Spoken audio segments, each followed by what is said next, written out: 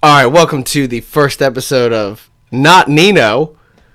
I'm here with a very good friend of mine, WLLY, formerly known as Willie D. Say hi to the people, Willie. Hey, what's going on, everybody? Thanks for tuning in. I'm really happy to be here.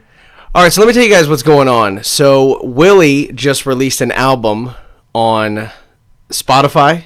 Yeah, all platforms, Spotify, Apple Music, anywhere you can listen to music, it's out there. And it's called Emo Trap. That's right. Emo Trap. And you also, this is your second album. You put out an album 2 years ago called College Spark. Yes. All right. So tell them about that first. Okay, this is Emo Trap. What I just released is my first solo project, where I was the one, doing all my own recordings, doing a little bit of my own production. But College Spark was kind of a joint collaboration with my friend Justin. He's known as Asia God. He did a lot of the production there. But yeah, this turning a new page has been really fun, and Emo Trap is, I think, a great piece of work. I really like it. It's, I like it too, man. But I liked your first one. I liked College Spark, stuff, yeah. And that's on iTunes. So it was on Spotify and iTunes for a long time, and then we took it down recently because we had to do like a rebranding. I used to go as Willie D. There is I just can't look at you, man, because we've known each other for so long that I just look at this guy and I just start laughing. But okay, so you had it on. You took it down.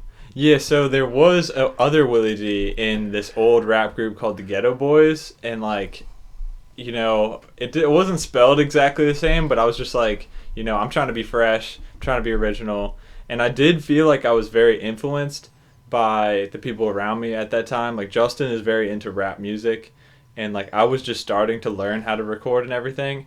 And so I never really got to be on my own and record my own shit. Like, the very first song I ever recorded was like a cover of Ain't No Sunshine by Bill Withers.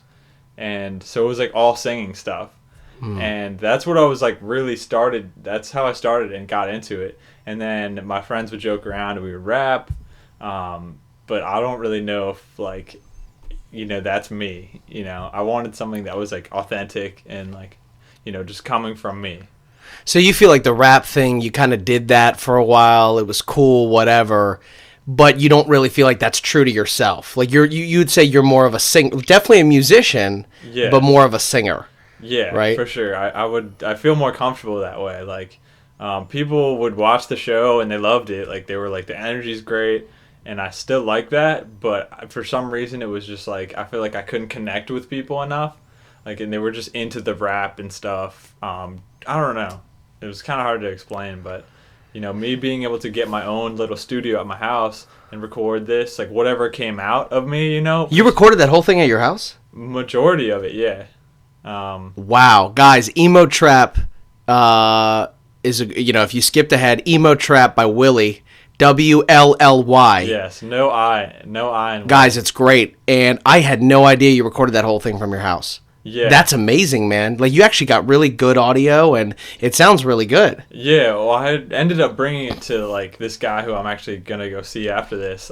His name's Isaiah, and he owns Empowered Recordings. It's like a little studio in Cloverly, but he did all like the mix mastering to make sure all the levels are right. I did like the demo versions a lot, and then I just sent him the audio stems, and then he balanced it all out.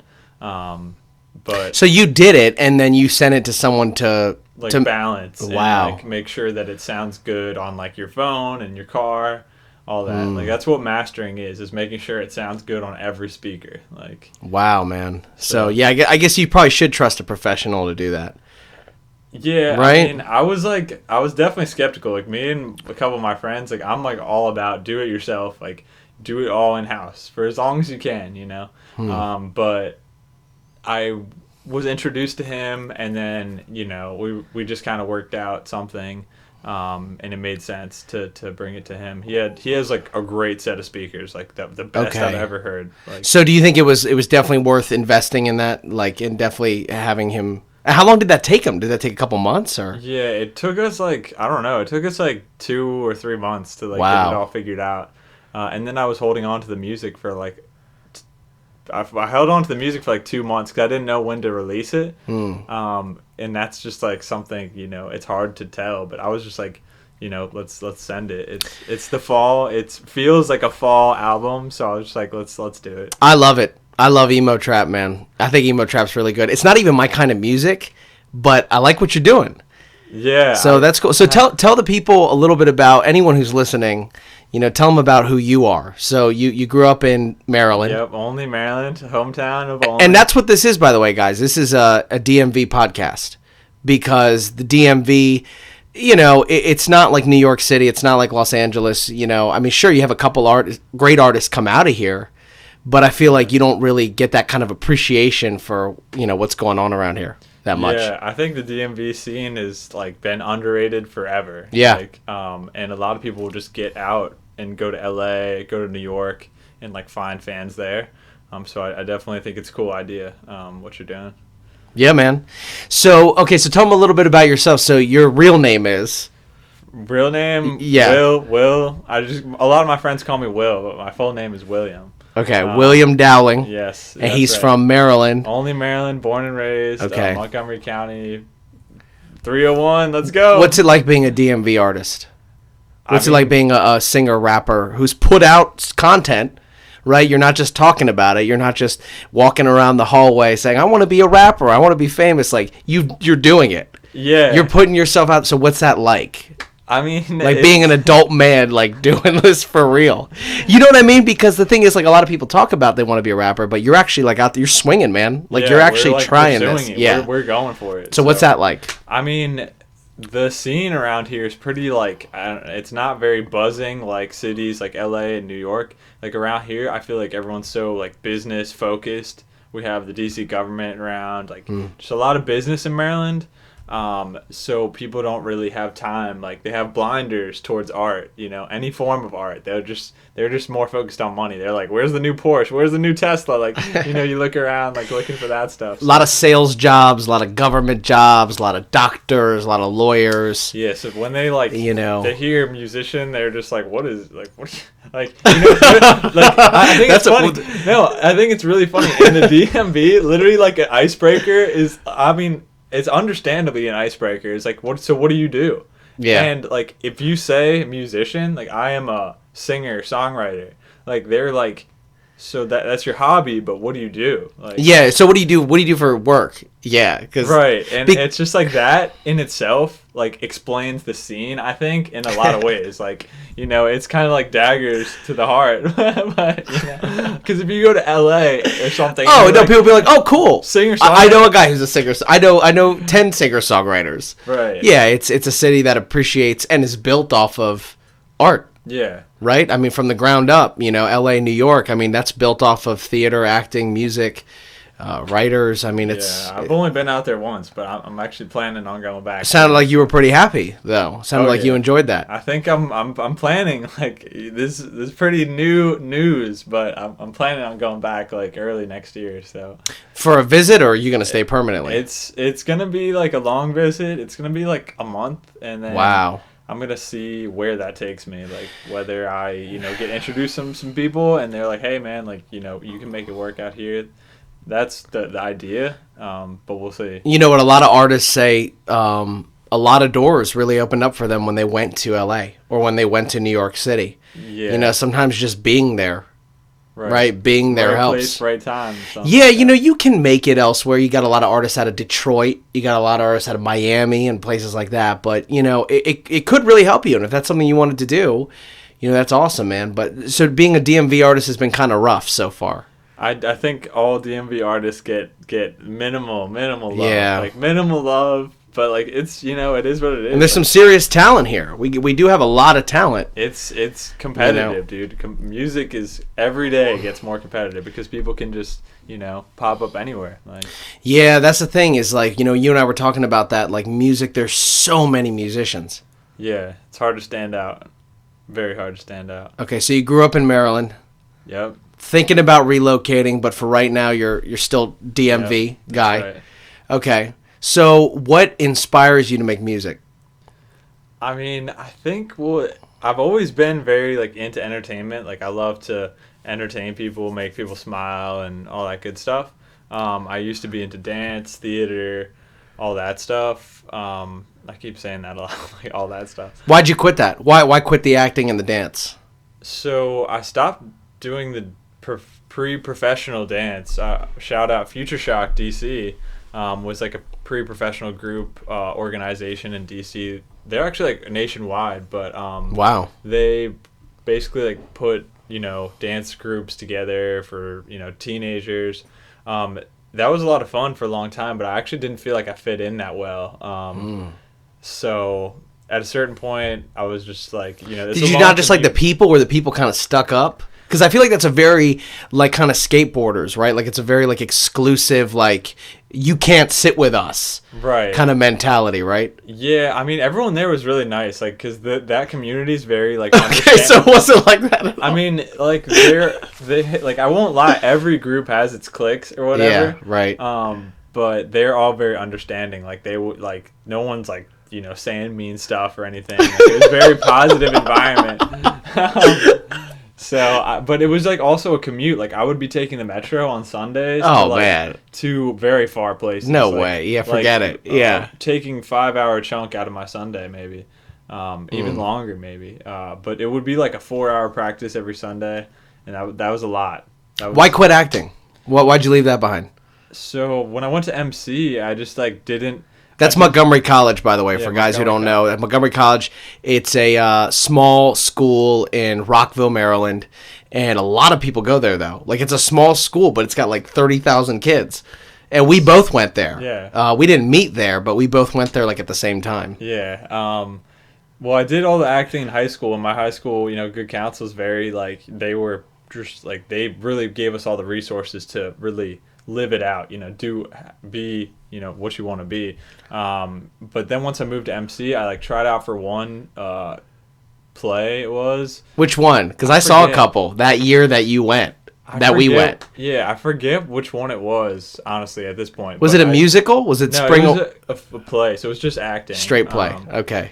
And I did end up getting a callback for that, but they were like asking me about what's your availability like, and at the time I was like working and stuff, so I was like, I don't really have that much time. Like I just thought I'd give this a try. I just wanted to do a play. I don't want to make this my... It was actually an extra credit to go audition for it, and I was taking a theater class. Okay. And it was like extra credit, so then I was like, all right, sure. And then like so.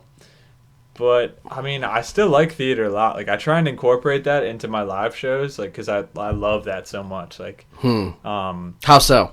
Like how do you incorporate that into a live show? So is there like a little bit of acting involved? Like that's cool, man. Dude, that's interesting. Dude, I like that. There were for anyone who was at my last show in DC, it was 9:30 Club.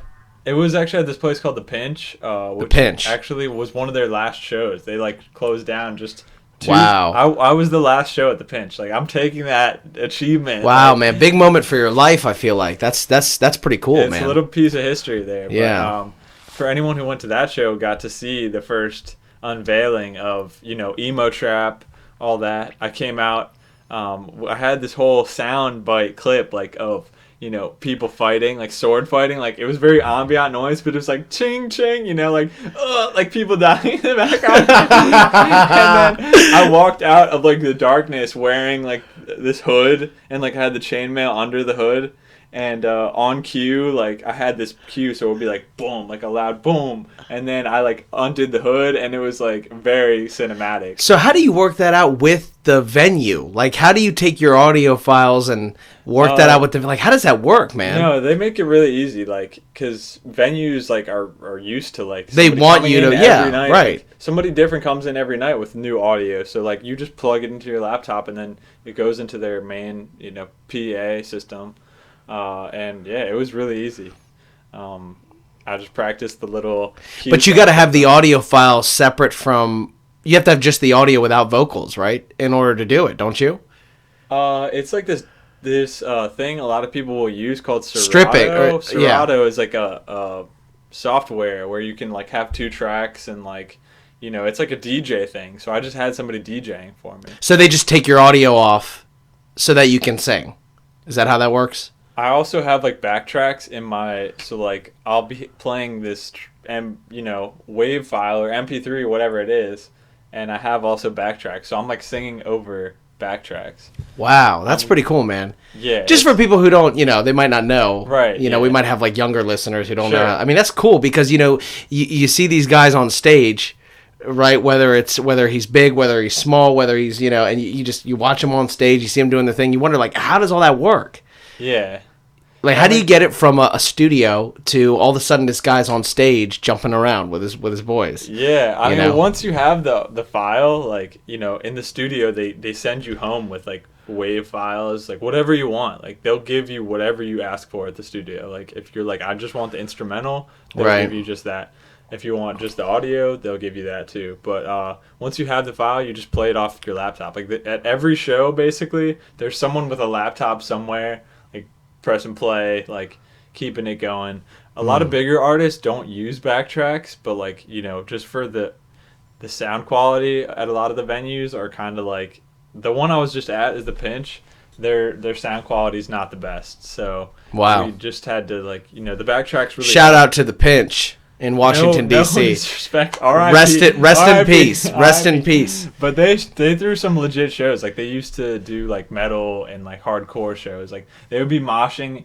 Like when I went in there was like holes in the walls from people like being pushed into them. Maybe some punches, maybe some gunshots. No, I hope okay, not. maybe not. No Probably gun not. Violence. Yeah, no gun none of violence that. on this podcast.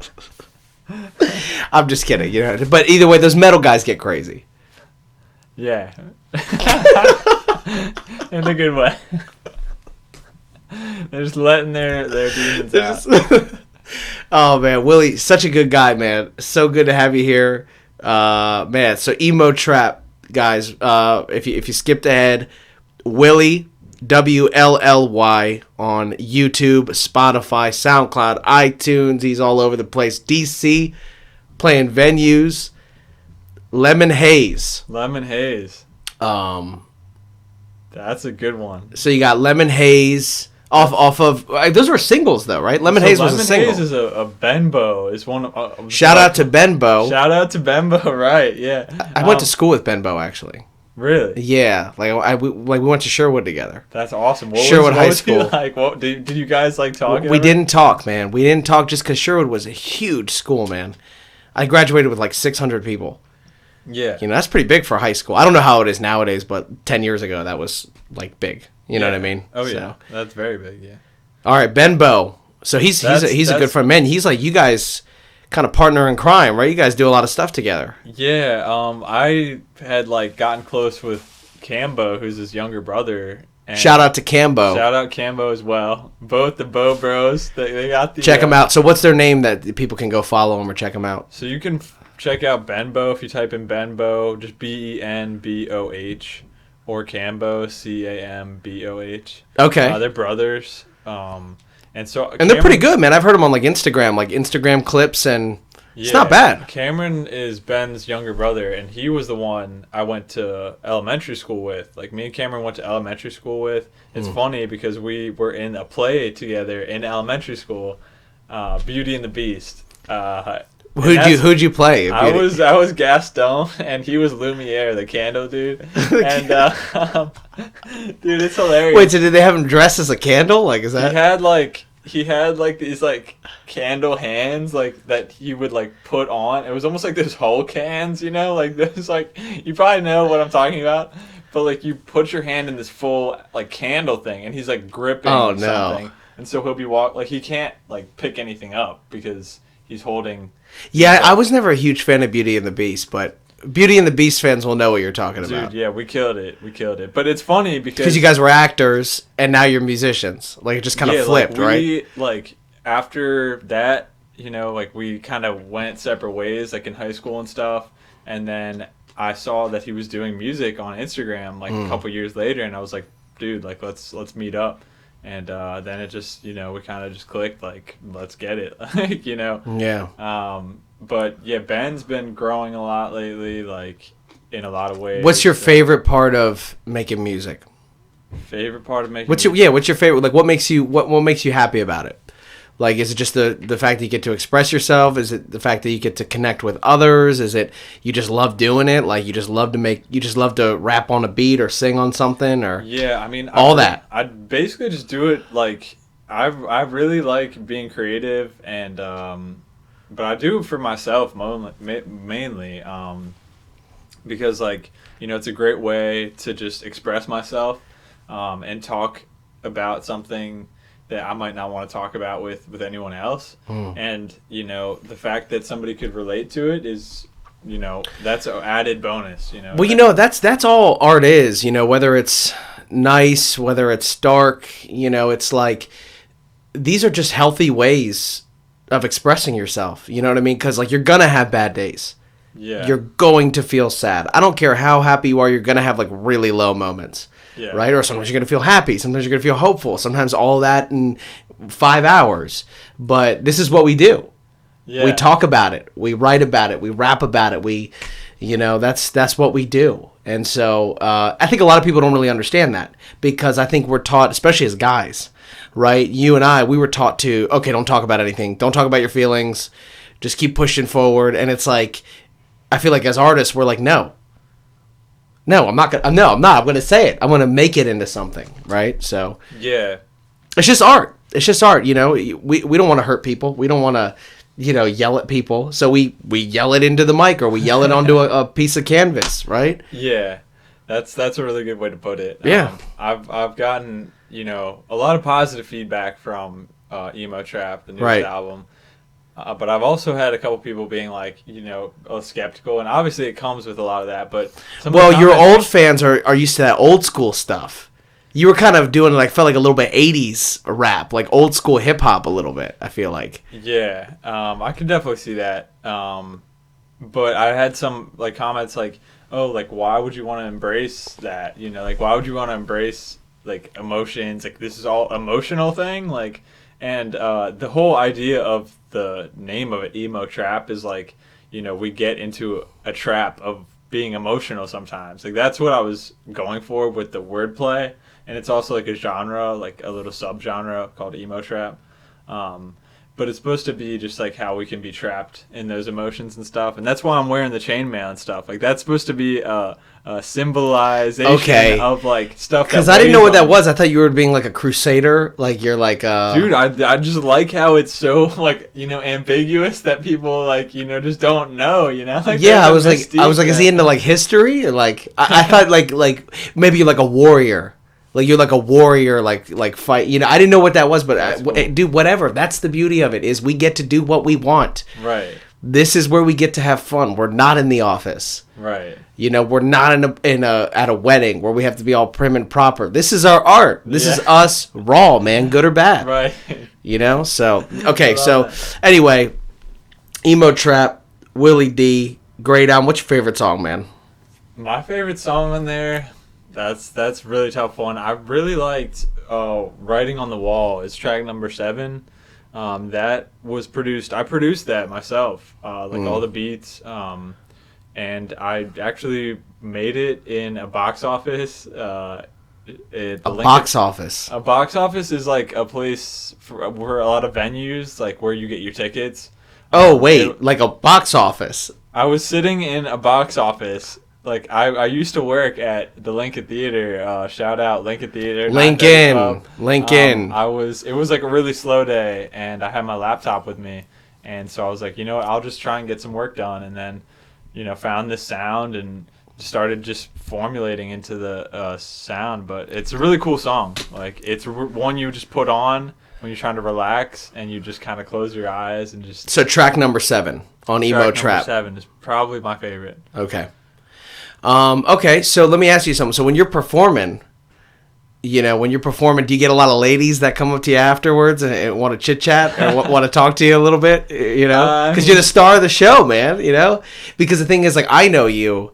We laugh because you're my buddy, right? I knew you before all this, right? So I know you. We have a very casual. We're friends, but to these people, you're this really cool guy on stage. who like makes music and like you know what I mean? Like, so do you ever get people like do you ever get like all these like fanboy or fangirl type people? You ever get any of that? I mean, because I remember your first show, you had all these people like hanging around.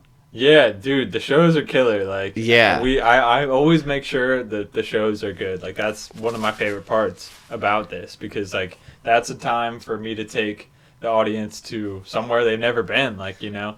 Or at least that's what I try to do. You know, bring somebody to transport them somewhere else and forget about my job or forget about, you know, that's why people go to concerts, to listen to some music and have a little fun for a little while. Yeah. So. I definitely get some people come up to me afterwards and, you know, say, hey, I think the best comment I ever received afterwards, after a show, was somebody told me, like, I've seen so many performers, like, I've seen Mac Miller play, but you know, you really knocked it out of the park. Like, you really, like, you know. Rest in peace, Mac Miller. Rest in peace, Mac Miller. Legend, man. Legend. Yeah, one of my favorites. Oh, yeah. One of my favorites. He's good. He was great. Rest in peace, man. I can't even believe that person compared me to him, and I'm honored. So. But, man, look at you, man. That's what a compliment. That was crazy. So, that was a crazy compliment. All right. Where were you? Where were you playing? I was at Milk Boy Art House. Do you ever get people who like want something from you though? Do you ever get like people that try to like take advantage of you or try to you know, maybe they try to hit you up for money, or they try to, you know, see what you have or any, you know what I mean? Yeah, I mean, I've had a couple people hit me up and be like, "Oh, hey, what's up? Like, I'm trying to, you know, build something, you know, like I'm trying to put something together, and like, you know, I want to stay with whoever I started with, because those are the most like real people. So shout out all the producers I've worked with. Johnny Juice. Johnny Juice is on his way to LA right now. So some DMV people that we have a friend of both of ours, which is Austin Hall. Yep. Austin City Best Sounds. Shout out to City Best Sounds. Willie D, formerly known as Willie D. Now Willie, WLLY Willie. And we have Benbow, we have Cambo, we have Johnny Juice, and so we got a lot of people out here. Those are just people that I've worked with, man. Yeah. There's a ton. Well, you know what's funny is I went to go get these acoustic panels for what I got here, and the lady at Guitar Center was like, shout out to Guitar Center. The lady at Guitar Center was like, I don't know if I have to do that or not. Anyways, I hope I don't get in trouble. All right, anyway. The lady was like, sorry, we don't have any panels because... She was like, sorry, we don't have any panels because everyone's trying to get their studios going on around this time of year, right? It's like November. I guess that's a thing. Like, there's a lot of people like... I mean, it's Christmas time, so, you know... It's like, Christmas time. You know, maybe that guy's dad is like, hey, my son wants to get into this. Yeah, my son's gonna be the next Willie. You know, maybe that'll be the saying in 10 years, 5 years. Yeah. You never know, man. Hey, man, one song, right? That's all it takes. One song, one book, one movie. That's all you need, man. Yeah.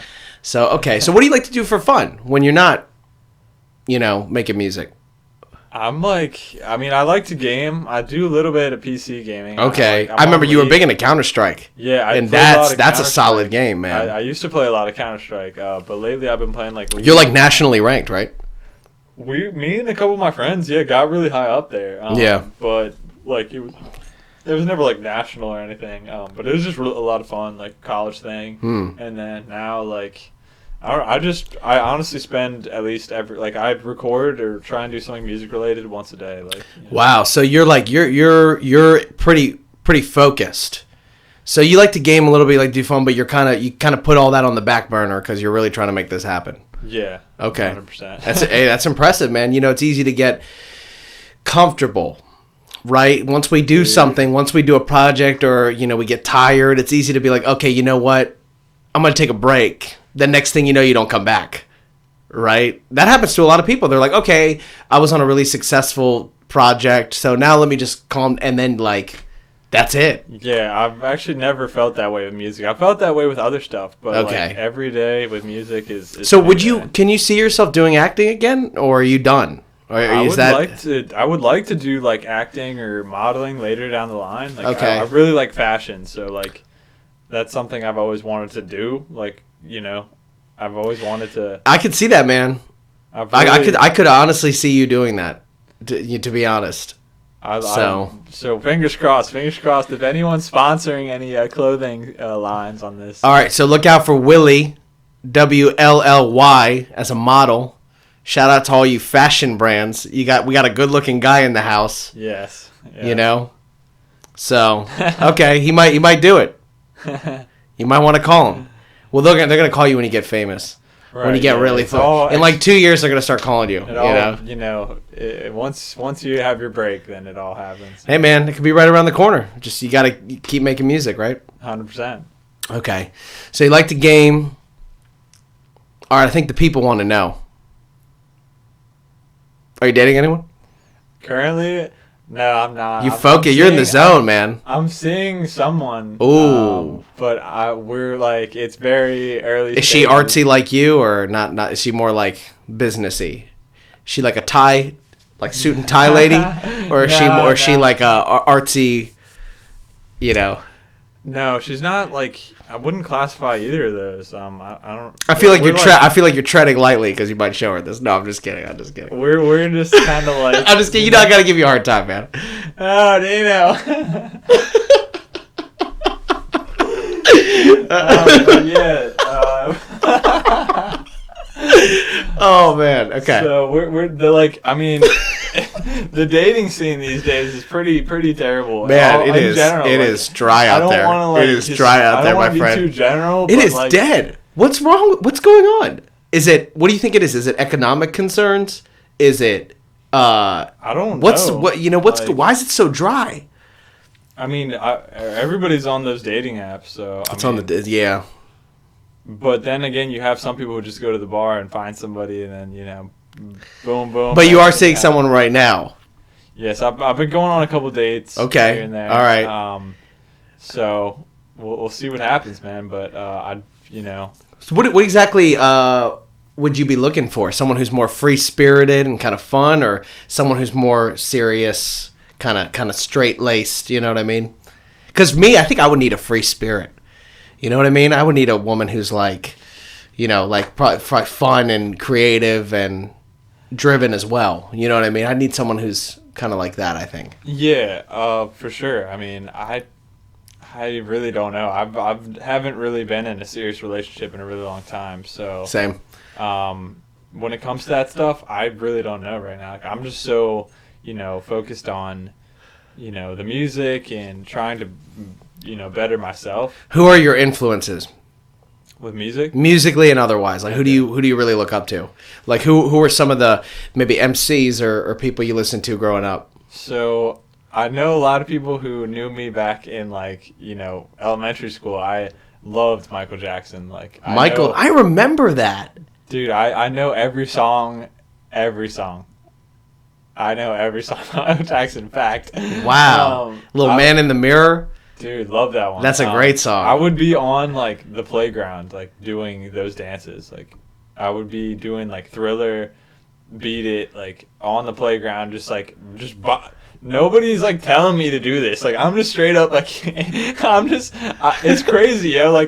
Sometimes my English teacher, I remember one time was Willie, I heard people telling me that you can do the Thriller. Would you mind doing it for the class? Right so this is you're like a kid in the late '90s, early 2000s. It was 2000. Hey, you're just breaking out into Michael Jackson.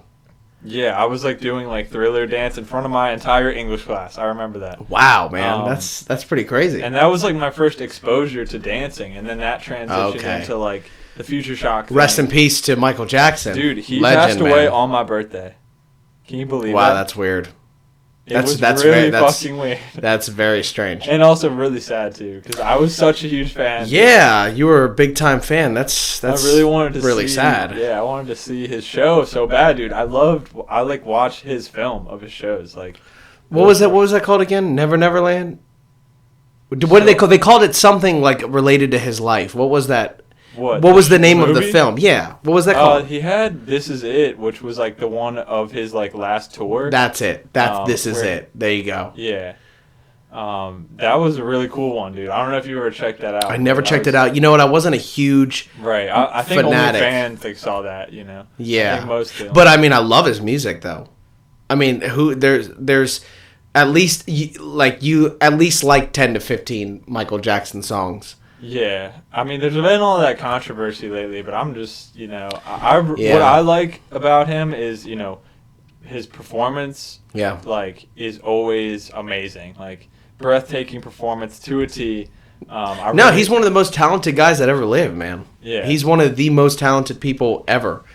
Yeah, so he's one of my like really big influences in the beginning stages, and then as I went through high school, I started listening to like. All sorts of like Future, Little Uzi, who are still like really big artists today. Oh yeah, well they're big as of the last 2 or 3 years. Yeah, and then Lil Uzi's really good. Yeah, he's very talented. I like him. He's like working on his breakdance moves lately. Like he's not even rapping. That's I love it. Like I'm like, this is awesome. Well, you know what? It's like who says that you're an artist, you can't do more than one thing. Yeah, you can do 3 as long as you're good at it, or even if you're not good at it, who cares? That's the free spirit part of in us all. The other day I read this quote from like Mr. Rogers, like the guy who like does painting, and it was like I want to see that Tom Hanks movie. Yeah, that looks cool. That looks really cool. But the quote was like he was like coloring with some crayons, and he's like talking to the camera or whatever. He's like, I'm not very good at it, but, the beauty of it is that I'm doing it. And it feels good to have done something. And I'm like, man, dude, I was like, Mr. Rogers. Thank you, dude. Thank you for, like, understanding what's going on. Yeah, because you know what? Whether it's good, whether it's not, people are going to talk trash. They're going to talk trash regardless. So it's like, just have fun. Just do it. Don't be afraid to do something. And don't be afraid to fail. Exactly. So what? You fail. It doesn't work out. Nobody likes it. Nobody buys it. Big deal. As long as you don't hurt yourself. As long as you don't hurt yourself. As long as you don't hurt anyone else. Yeah. You're making art. You're making stuff. You accomplished something. You saw something from start to finish. And that's impressive. Well, I feel like a lot of people are also scared to like just do things that they've never done because they're scared of someone else being like, "Oh, she's terrible at that." Like, or, "Oh, he's terrible at that." Like, I think it's because of the way we grew up. Like, kids now are really encouraging of each other, but when we were kids, I don't know that. I can't confirm, but go on. But I feel like now everyone's a little bit more inclusive and nicer. I feel like when we were kids, like, man, you said the wrong thing, you were out. That's it. And people jumped down your throat. You walked into school, and if they didn't like your shirt, I mean, it's everybody was gunning for you. So it's like we grew up with that. So maybe everyone's a little nervous now, to try something different because they think, oh, are they going to make fun of me like they did? Because even subconsciously that can be there. 100%. I mean, if you like, go whatever ice skating for the first time, it's just like first thing that came to my mind. But that's a pretty bad example because like everyone thinks of that as like a beautiful, like just fun thing, but like I'm sure there like been times. Have you ever taken a girl ice skating on a date? Has that ever been a thing for you? Once or twice. Yeah, I'm a terrible ice skater. Yeah, me neither. I actually do not like ice skating at all. Yeah. I took a lot of tumbles. Okay? All right, what's best first date in Willie's mind? Damn. That's a really tough one. What's best first date? Is it coffee? Is it dinner? What is it? A walk? Is it a party? What do you think? Sorry. I'm like. It's okay. Water break. The artist needs a little water. Okay, so. Best first date, dude. This is like I've never honestly thought about it, but I guess it depends on who you're going out with, right? Yeah, I mean, it's definitely, like, if it's a first date and I've never, ever hung out with them before, it's got to be somewhere public, like, probably. Most likely public, you start out at a restaurant, see where things go, maybe drink, like, and then, see where that goes. What's your favorite thing to drink?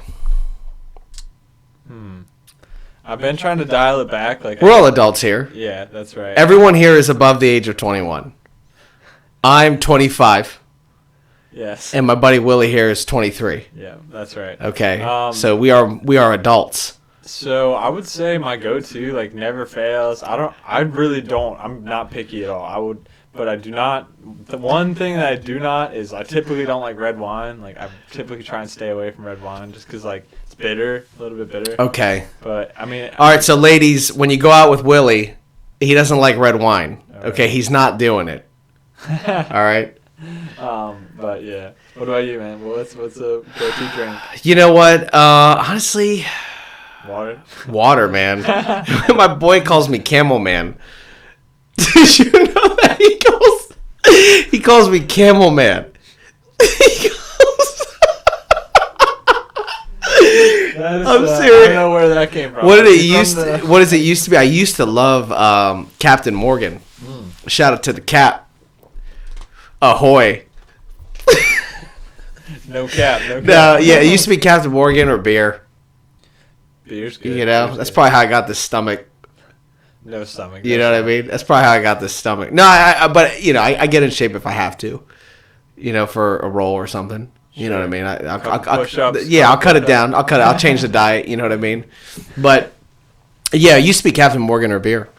But so I remember you and I would just after work we just chill, man. We just talk. Dude, yeah. We just go get something to eat. Yeah, man. We used to work at this restaurant, really small restaurant we grew up in a town called Olney, and it's like probably 30 minutes north of DC, 45 minutes north of DC. And we used to just hang out. We used to talk. We used to just talk. But yeah, we used to wait tables together, man. That was great. Before we started any of it. Like obviously I'm an actor now. I like to write as well, books. But and this guy's, put out 2 albums. But we used to wait tables and talk about like, man, what are we doing? Like we just didn't know what we were doing. We're trying to figure out. But you were 18. I was 20. Yeah. So like, man, can you believe this? Just 5 years later, Dude, man. It's crazy. It's crazy. It really is. Like but at the same time, it feels like time flies. Like, and that's. I feel like you and I both look exactly the same too. I feel like isn't that weird? Yeah, it's almost like nothing's changed. Like I saw you for the first time at your show because I hadn't seen you in like 2 or 3 years. No, I hadn't seen you in like a year or two, something like that. And you looked exactly the same at your show. I was like, wow, man. Yeah. So you went to College Park. Yep, UMD Terps. Go Terps. This guy's UMD. What'd you major in?